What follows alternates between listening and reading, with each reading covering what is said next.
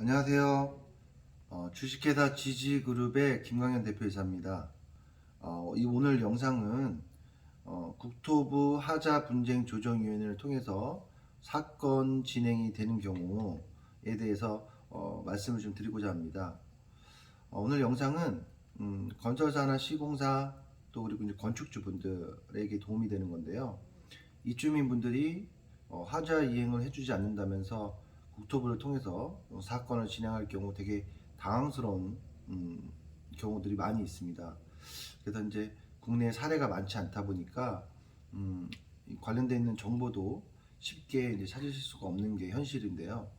그래서 이제 제가 국내에서 가장 많은 국토부 사건을 진행하고 처리해 본 경험을 토대로 해가지고 건축주분들이나 시공사에게 도움이 될 수 있는 그런 영상을 좀 준비를 했습니다. 물론 이제 정말 이제 하자 이행을 잘 안 해줬기 때문에 입주민이 국토부를 통해서 사건 진행을 하는 경우도 있지만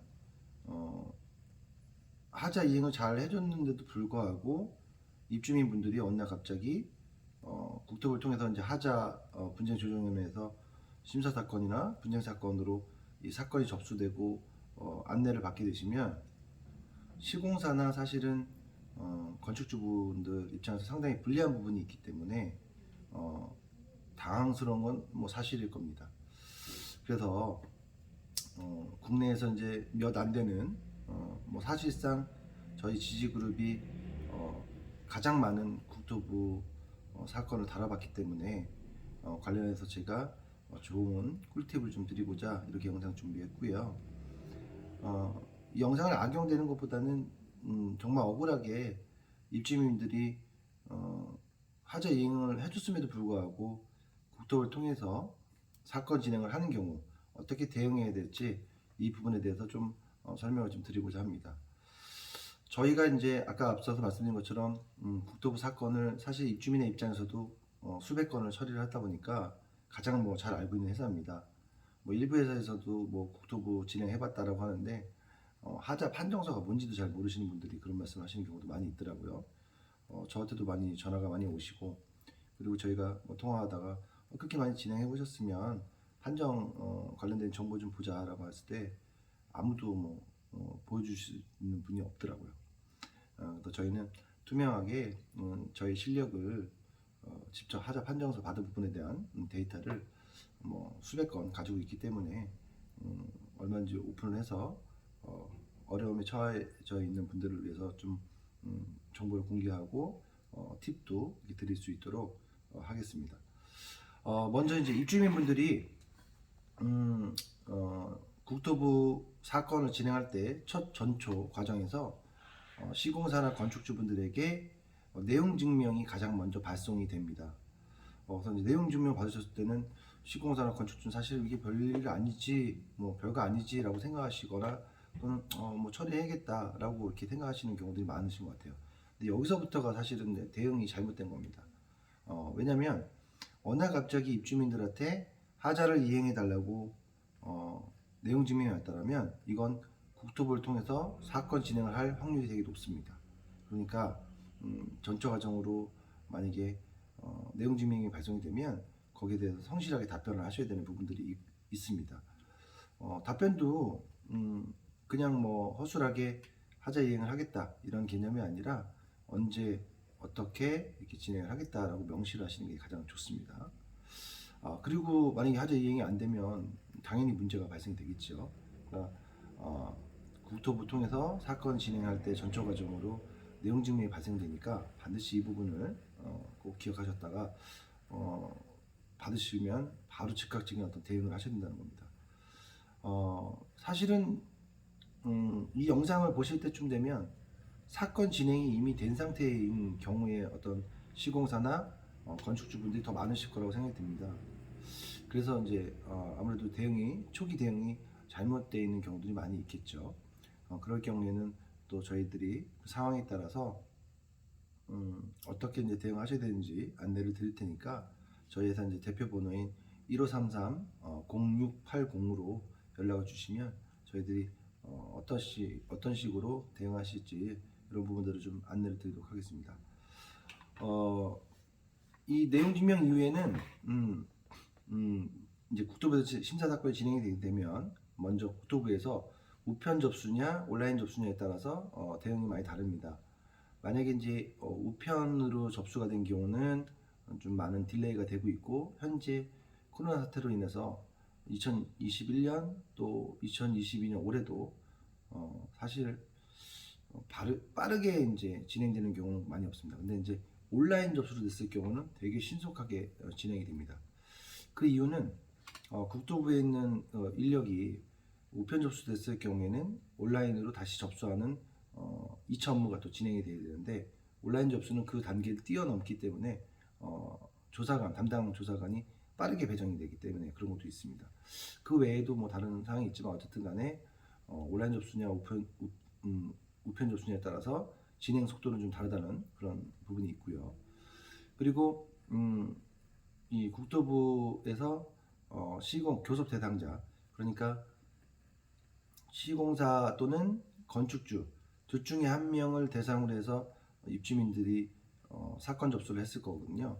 그럼 이제 대상자는 한 명으로 압축해서 할 수 있고, 둘 다 뭐 이렇게 대상자로 할 수는 없기 때문에 입주민분들이 건축주 또는 시공사, 그러니까 정보를 알고 있는 쪽을 주로 이제 하자이행 교섭 대상자로 정해서 접수가 되게 되죠.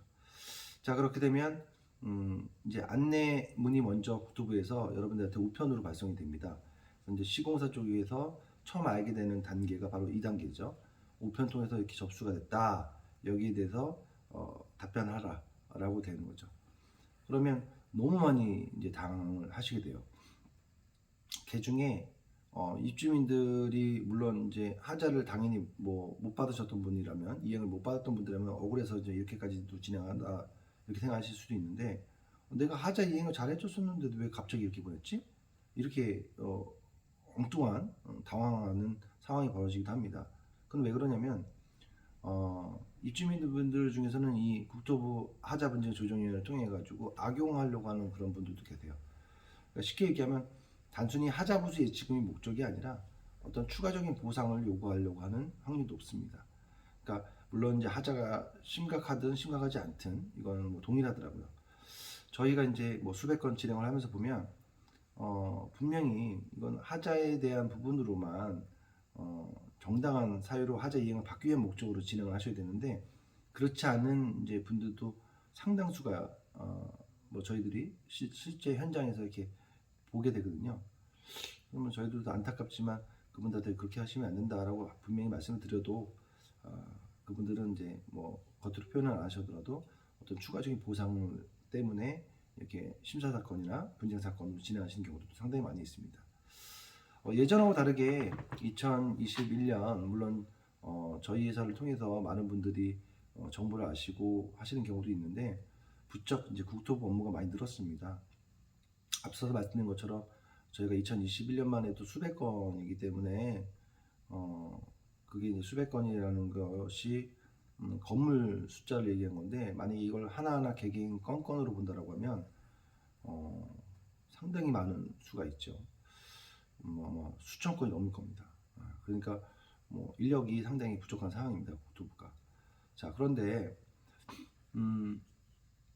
이 아까 말씀드린 것처럼 우편을 통해 가지고 사건이 접수됐다라는 안내문을 받게 되시면 되게 당황스러우신 거예요. 그래서 이제 뭐 여러 가지 뭐 반응들을 보이십니다. 뭐 부랴부랴 전화해봐 가지고 하자 이행하겠다 이렇게 얘기하시는 경우도 있고, 또 어떤 경우는 시공사 측에서 할 테면 해봐라 이런 식으로 계시는데, 절대 할 거면 해봐라 이런 식으로 안이하게 하시면 안 돼요. 말은 그렇게 하더라도 대처 준비를 잘 하셔야 됩니다. 만약에 저희가 이제 진행을 하면서 느낀 거지만 거의 한 7, 80%가 안이하게 할 테면 해봐라 라는 식으로만 하시고, 그거 문제 없어, 나중에 뭐 우리가 뭐 하자 판정 받게 된다 하더라도 그거 하자 이행해 주면 되지 라고 이렇게 생각하시는 경우들이 많이 있더라고요. 전혀 아닙니다. 그렇지 않습니다. 여러분들이 생각했던 거랑 다르게 다른 방향으로 아마 흘러가게 됩니다. 그건 저희가 수백 건을 진행해 봤기 때문에 당연히 알고 있는 내용이고, 그때 돼서는 부랴부랴 더 작은 부분으로 일을 마무리 좋게 원만하게 끝낼 수 있는 부분을 오히려 추가적인 어떤 보상까지 해야 하게 되면서 상황이 되게 악화되는 경우를 많이 봤습니다. 그래서 이 초기 대응인 물론 내용 증명도 중요하겠지만 두 번째로 안내문을 받으셨다라고 하면 사건 접수에 대한 안내문을 받으셨다면 초기 대응이 상당히 중요합니다. 이때 아무리 좀 잘 마무리하기 위해서 연락하셔서 동대표한테나 아니면 입주민한테 얘기를 해도 이런 경우도 있습니다. 아예 그냥 상대를 안 하는 겁니다. 하자 이행 해준다는데도 상대를 안 하고 뭐라고 얘기하냐 이렇게 얘기하는 경우도 있습니다.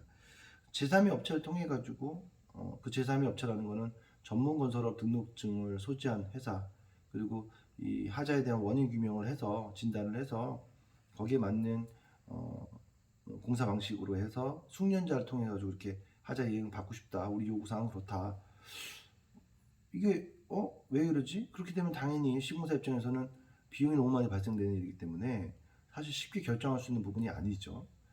그래서 당연히 그건 안 되고 저희가 분명히 공사팀이 있고 공사 능력이 있으니까 저희가 하겠습니다 라고 말씀을 하셔도 아니 너희들이 이 하자에 있는 건물을 지었는데 내가 너희들을 어떻게 믿냐 이런 식으로 입주민들이 대응하는 경우들이 많이 있습니다. 이런 경우에 사실은 틀린 말도 아니다 보니까 거기에 대해서 이제 대응하시기가 되게 힘든 거죠. 그렇죠? 그래서 이제 이런 부분에 대해서 이 시공사라든가 건축주분이 이거 뭐 나중에 뭐 국토부를 통해서 하자 판정 받더라도 그때 돼서 그냥 뭐 하자 이행해 해주면 되지라고 생각하시면 절대 안 된다는 겁니다. 제가 지금 이렇게 말씀드린 것처럼 입주민들이 이런 반응들이라든가 이런 말씀을 하신다고 하면 이거는 초기 단계부터 잘 대응하셔야 되는 방법밖에 없습니다. 만약에 이걸 또 간과하고 이제 실사 일정이 잡힙니다. 국토부에서 담당 조사관이 배정되고 그 실사 일정이 잡히면 실사일에 시공사나 건축주에게 통보해서 지정일에 나오라고 합니다. 그렇게 되면 이제 3자 대면이 되는 건데 이때도 내가 하자 이행을 해줬었는데 왜 이러시냐고 하면서 뭐 입주민하고 이야기를 하시는 경우들이 있는데 그거 아무 의미가 없습니다. 그때는 국토부 조사관이 이게 하자다 아니다를 보러 나온 날이기 때문에 거기에 대한 성실한 답변이 되게 중요하고 준비를 하셔야 됩니다. 근데 시공사는 되게 절대적으로 불리한 게 이들이 어떤 하자 접수를 했었을 때 내용은 이제 통보를 받으시니까 이런 하자했다라고 해서 접수했구나. 근데 이거를 사진만으로 뭐 내용만으로 아실 수 있는 게 아니지 않습니까? 그래서 이제 뭐 가서 실제 보면 좋은 건데 이게 뭐 공용 부분이라서 외관상 확인이 가능한 거라면 모르겠지만 전용 같은 경우는 아예 들어갈 수도 없지 않습니까? 입주민 허락하에 들어가야 되는데 허락도 안 하니까요. 분명히 안 할 테니까. 그러면 어떤 하자인지 정확하게 인지가 안 되시니까 당황스러우실 거란 말이에요. 근데 결과적으로는 이렇게 간과해서 넘어가면 나중에 실사일에도 상당한 불이익이 있다는 거죠. 그리고 이런 준비 없이 조사관을 맞닥뜨리면 당일에 이 부분은 왜 그렇습니까? 라면 당연히 당황스러우시고 거기다 답변 잘 못하실 수밖에 없고. 근데 이거는 뭐 중요한 건 아닙니다. 왜냐면 나중에 이제 문서상 답변을 하셔도 되기 때문에. 근데 이 문서상 답변도 제대로 하실 수 없는 그런 상황이고 어쩔 수 없는 진짜 하자라고 한다고 하면 여러분들은 뭐 하자 판정을 받는 건 그냥 불보듯 뻔하다는 거죠. 만약에 이걸 또 간과하셔서 별거 아니다라고 생각하시는 경우도 있으신 분들이 계세요. 아까 앞서 말씀드린 것처럼 하자 이행해주면 되지라고 생각하시는데 절대 그렇지 않습니다. 그래서 이제 답변서까지 제출을 제대로 하지 못하게 되면 당연히 이제 하자 판정이 되는 건데 이 답변서를 쓴다고 해서 그렇다고 해서 무마할 수 있는 게 아닙니다. 왜냐면 그 실사를 나왔던 그 조사관이 법령에 의해서 그러니까 공동주택관리법에 대한 법령에 의해서 이게 왜 하자다라는 부분을 명시를 하자 판정을 하거든요. 그리고 이 부분을 국토부 위원들을 통해 가지고 날인을 직인을 받아 가지고 결정적으로 하자 판정문이 발생되는데 이때 이제 이 담당자들이 이 법령에 의해서 이게 하자다라고 하는 거를 일반적으로 거의 뒤집는 게 쉽지 않습니다. 건축사 안 되고요.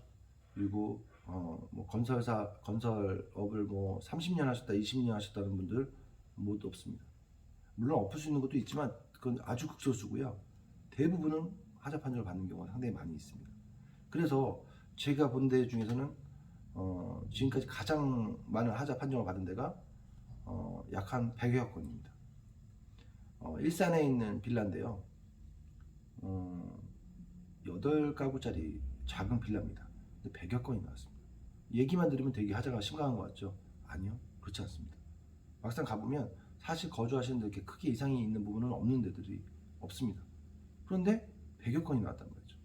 물론 이런 경우가 드문 경우긴 한데 통상적으로 봐도 뭐 20, 30건은 아주 기본적으로 하자 판정을 받을 수 있는 부분들이 많이 있습니다.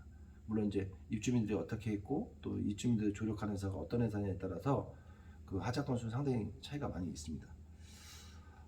그렇게 해서 이제 간가하다가 하자 판정까지 나오면 또 이 하자 판정에 대한 이의 신청이 가능하긴 하지만 앞서서 말씀드린 것처럼 그 법령을 뒤집을 수 있는 부분이 없다 보니까 대부분 이제 하자 판정을 받게 되고, 그렇게 되면은 하자 여부 판정서 교부 안내문이라는 게 발송이 됩니다.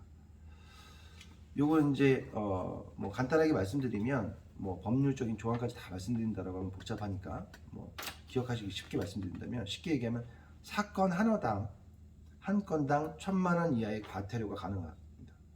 그러면 통상적으로 지자체에서는 한 건당 과태료를 1,000만 원씩 부과하거든요.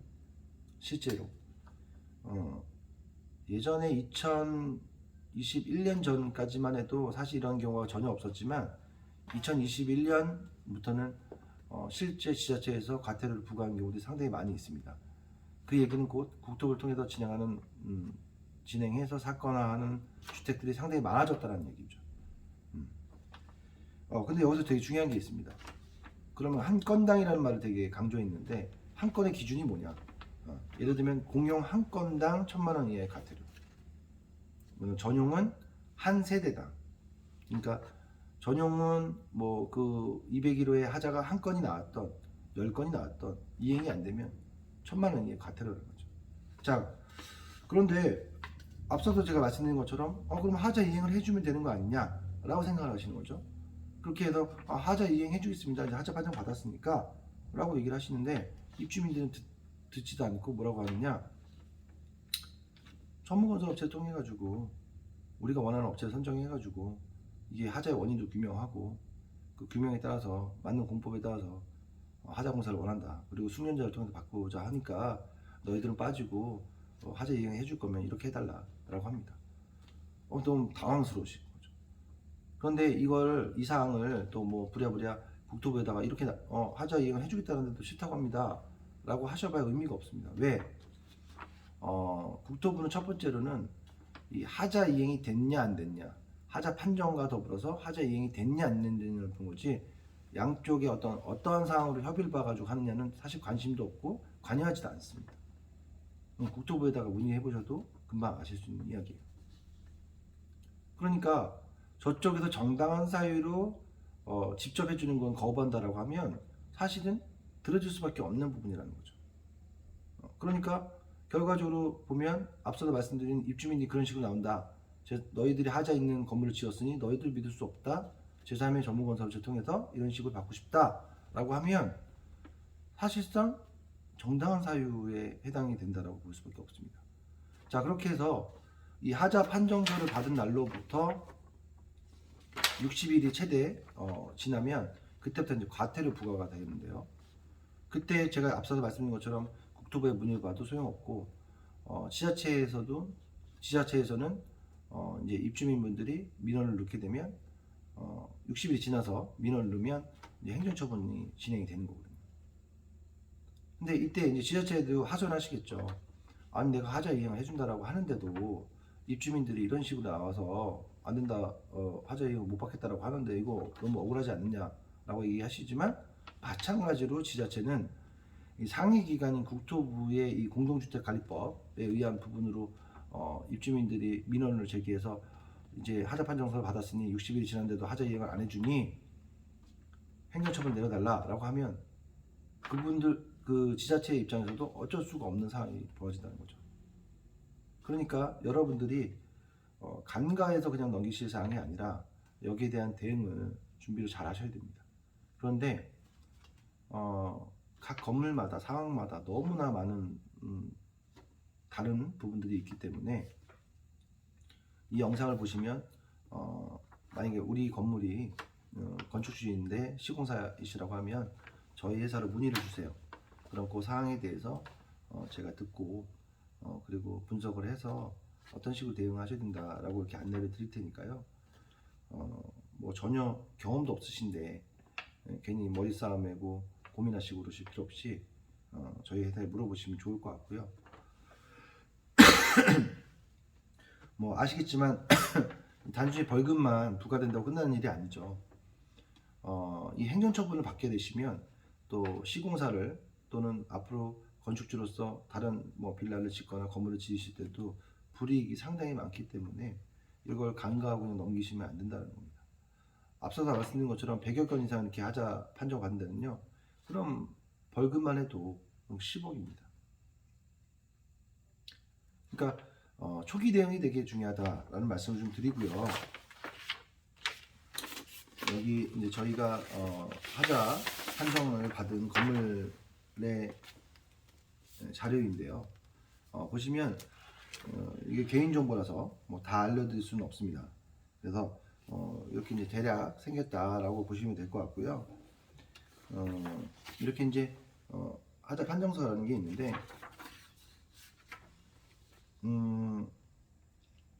국토부 조정위원회 위원회에서 이제 그 국토부 위원들이 마지막으로 이제 위원장 직인이 이렇게 들어가게 되거든요. 요거를 만약에 이제 하자 판정을 받게 되시면 사실은 하실 수 있는 부분들이 초기 대응이 잘 미약하셨다라고 하면 결과적으로 이 입주민들이 요구한 대로 해주는 상황이 벌어질 수 있으니까 너무나 회사 입장에서는 막대한 피해 손실이 발생하게 된다는 거죠. 그러니까 초기 대응이 되게 중요하고 관련해서 상황에 따라서 어떻게 대응해야 될지 궁금하시면 저희 회사에 문의를 좀 주시고 그리고 만약에 이제 하자 판정을 지금 받은 상태에서 저희 영상을 이렇게 보시는 분들이라고 하면 그 상태에서도 충분히 대응하실 수 있는 방법들이 있으니까 너무 걱정하지 마시고 저희 회사로 이제 문의를 주셨으면 좋겠습니다. 여기 지금 이렇게 뭐 두께만 보셔도 아시겠죠? 이게 한 건당인데요. 엄청나죠? 여기도 뭐 8가구 정도 되는 작은 건물인데도 불구하고 이렇습니다. 근데 뭐 규모가 좀 큰 데들은 더 상당히 큰 그런 많은 하자 판정을 받는 경우도 많이 있습니다. 자, 오늘 이제 간략하게 어떻게 대응해야 될지 좀 말씀을 좀 드리고 이 전초 과정에 대해서 좀 말씀을 드렸는데 사실 그렇습니다. 이 건물을 이 큰 건물들을 지으면 지을수록 하자가 전혀 없는 건물이 어디 있겠습니까? 물론 이제 하자 이행을 잘 해주셔야 되는 게 맞긴 하지만 그렇다고 해서 입주민들이 원하는 모든 것들을 다 해드릴 수 있는 건 아니지 않습니까? 그래서 당연히 이제 시공사나 건축주분들 입장에서 지난 어떤 그 상황을 볼 때는 예전에는 그냥 하자보수에 지금 찾아서 주면 되지 않나. 이건 서울보증보험에 해당되는 사항인 거고 만약에 이제 건설공제조합으로 가입되는 경우는 사실은 금원으로 찾을 수 있는 부분들도 전혀 없다 보니까 무조건 자체적으로 해결을 하셔야 되는 부분이거든요. 그래서 이왕이면 서울보증보험에 가입하셔서 이렇게 진행하시는 게 좋긴 할 것 같습니다. 근데 이미 건설공제조합으로 가입을 많이 해놓은 부분이 있으신데 뭐 사실은 지금까지는 이런 국토부 사건을 통해 가지고 진행된 뭐 내용이 많이 없었으니까 지금까지는 뭐 별로 안이하게 생각하시는 부분이 있겠지만 이제 2021년부터는 국토부 심사사건 접수된 것만 해도 수백 건이 넘고 너무 어마어마한 양이 있다는 거. 그 얘기는 곧 2022년 더 늘어날 거고 앞으로 오피스텔의 경우도 올해부터는 계도 기간을 거쳐가지고 하자 보수 예치금에 대한 강제성, 그러니까 이행증권 발행에 대한 강제성도 이 법령으로 책정된다고 제가 알고 있는데요. 그게 뭐 확정 아직 되진 않았지만 앞으로 그 범위가 좀 넓어질 거는 사실일 것 같습니다. 그러니까 공동주택이라든가 해당되는 건물을 지었다고 하는 분들만 해당 사항 되는 게 아니라 앞으로는 사실은 이제 상가라든가 뭐 오피스텔도 마찬가지로 이 해당 사항이 될 수 있는 부분들이 많이 있으니까 조심하셔서 입주민들하고 괜한 이제 분쟁이 일어나는 것보다는 원만하게 신속하게 처리될 수 있는 그런 부분으로 현명한 판단을 해주시는 게 좋을 것 같습니다. 앞으로도 이제 좀 시공사나 건축주분들을 위한 영상도 좀 준비를 많이 저희 회사에서 기획하고 있고요. 뭐 사실 제가 대본 없이 이렇게 이야기를 하다 보니까 부족한 부분도 상당히 많이 있습니다. 그래도 도움이 되시는 내용들이 분명히 있으시니까 도움이 되셨다라고 하면 좋아요, 구독 좀 부탁드리겠습니다. 그리고 저희 회사 뭐 PR을 하자고 하면 저희 회사가 국내에서 가장 많은 국토부 사건을 처리했고 진행 중이고 하기 때문에 당연히 그것에 대한 대응법도 완벽하게 구축이 되어 있습니다. 그래서 이런 어려운 상황이 있으신 시공사나 건축주분도 계시다고 하면 연락을 좀 주시면 저희들이 좀 도움이 되도록 노력하도록 하겠습니다. 다음 시간에 더 좋은 모습으로 또 뵙도록 하겠습니다. 감사합니다.